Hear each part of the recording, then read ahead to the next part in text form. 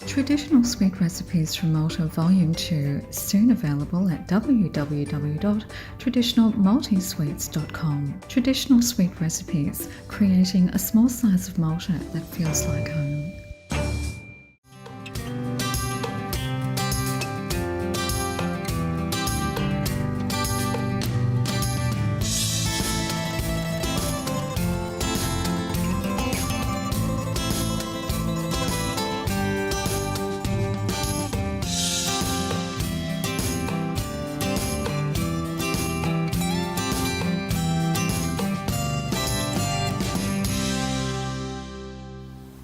Għal ġimgħa oħra jiena Marlin Xikluna nagħtikom merħba għal episodju ieħor fil-5 staġun ta' Maltese DownUnder, programm bi produzzjoni kollha kemm mill-belt ta' Melbourne. Illum iż-żewġ mistednin li għandna fil-programm huma tnejn mill-sponsors tagħna. Infatti, l-ewwel taqsima ser toħodna fl-uffiċini ta' Mayfields Business Advisors fejn ser nitkellmu mal-kap eżekuttiv Eddie Muscat. Mark Avellino b'din l-intervista. Mayfields is an insolvency practice. We market ourselves as corporate paramedics, and we deal with businesses that aren't well, and they come to us when they're not well, and we either try to fix them or we liquidate them. So our business is quite a specialised practice in that cash flow insolvency field. Started my career as a finance director or finance manager of small to medium businesses. I've been a finance director of a chemical company, of a telecommunications company, and in the year 2000 that telecommunications company went into insolvency, and I was introduced to the insolvency arena. Started working with the administrator, and he liked what he saw, and I started to work in the insolvency field. So was the transition over to insolvency a difficult transition, or was it something that you just found you naturally kind of fell into after that point? Yeah, it was an easy transition for me because I started in insolvency when I was after 20 years of working in commerce. So as a 40-year-old, we are a lot smarter, a lot more worldly. We look at things with a different perspective, and having worked as a finance director, I had a good understanding of finance and running businesses. And so for me, moving into the insolvency field at the age of 40 had me in an advantageous position compared to youngsters coming from university who had never worked in an office, let alone in an office that hadn't been functioning well. So I was at a great advantage. How is Mayfields different to some of the other companies that do this sort of work? Oh, well, Mayfields is probably one of the smallest practitioners, insolvency practitioners in Australia. A lot of insolvency is done by the large corporates.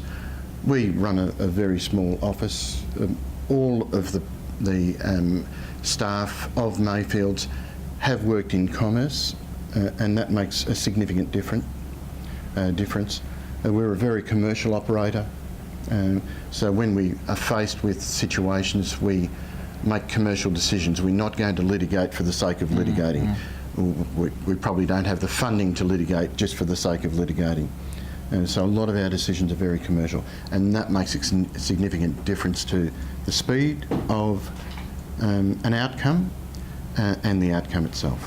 From your time in the industry, what would you say are some of the highlights from the work that you've been doing? Well, I think initially being able to get into the insolvency arena at the age of 40 was a significant windfall for me. It was the result of us having worked on a litigation matter for 6 months. I worked on the matter for some time, had a successful outcome, and the insolvency practitioner felt there was value for me to add.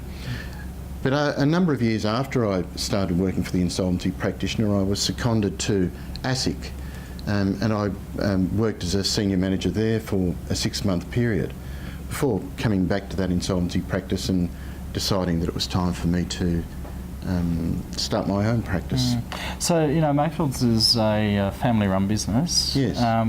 When you were deciding to put your team together, how did you go about finding the right people to work with you?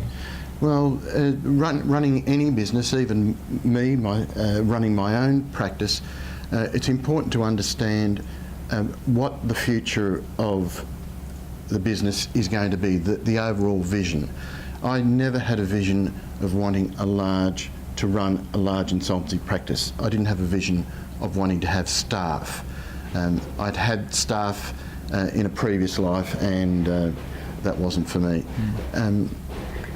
Having an environment where you're working with family takes away a lot of the pressures that are faced when you are having to manage staff and discipline staff or direct staff.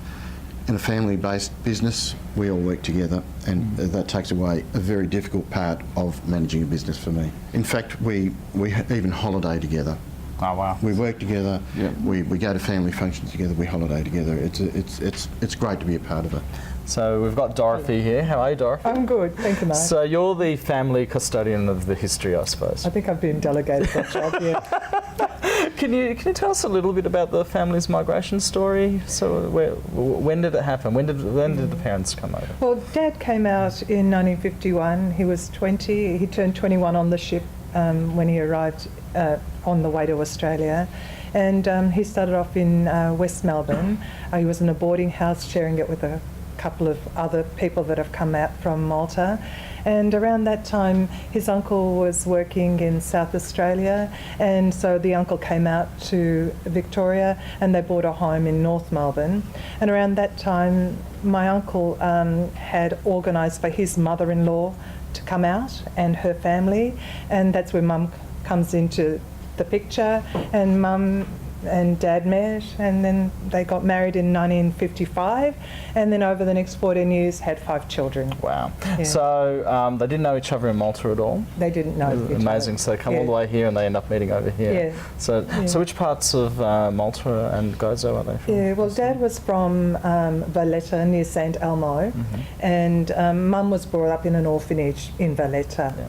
So that would be quite an interesting, I guess, upbringing to have a parent who's grown up in an orphanage, so I guess their identity and everything about who they are would be shaped a little bit differently to somebody that has not come from an orphanage, I would suppose. I agree with you. I mean, I know the Maltese are religious, but religion was really part of Mum's life because that was her upbringing. She knew no different. So, you know, before we'd go to bed, we'd always say part of the rosary, and we just thought that every family did that. So religion really was part of our life, and I think that came about with the nuns. I know before children came, Dad had made a pact with Mum that they were going to speak English at home. They were really wanting to assimilate. They wanted us to be Australian, and like I said before, because Mum was in the orphanage, she was very, very well educated and her English was excellent. Really, we thought of ourselves as Australian, and we were really committed to being Australian. So occasionally, if Mum might have given us piece of bread with conserva on it, for lunch, well, that was the last time that happened. We didn't want Straight that. in the bin. That's right. So no swapping play lunches at school or anything like that? No. How would you identify yourself as Maltese Australian, Australian Maltese? Well, when we were younger, probably Australian, but now as we're older, I'd still like to think of myself as Australian-born with Maltese parents. I'm one of the only siblings, or I'm the only sibling that hasn't been to Malta as yet. And I've had, in the last 5 years, I've had a real urging to go to Malta and to understand more about the Maltese community. A friend of mine was a member of the Australian Maltese Chamber of Commerce, invited me to go along a couple of years ago, and I became a member, and I've become active in it ever since. Well, what has been the greatest benefit for you on a professional or personal level from being involved? Well, other than meeting other like-minded businessmen and businesswomen, the opportunity for me to understand more about business in Malta has been great for me. I envisage going to Malta next year for my first time, and I'm hopeful to spend some time there understanding the business community and perhaps even establishing myself there for some time to see whether I am able to work in that lifestyle. Eddie and I have worked together for 5 years, and it's been great that we can trust each other, bounce off each other, be there for each other. We used to go away camping together and enjoy our time together. Andrew's my sort of team leader. Yeah.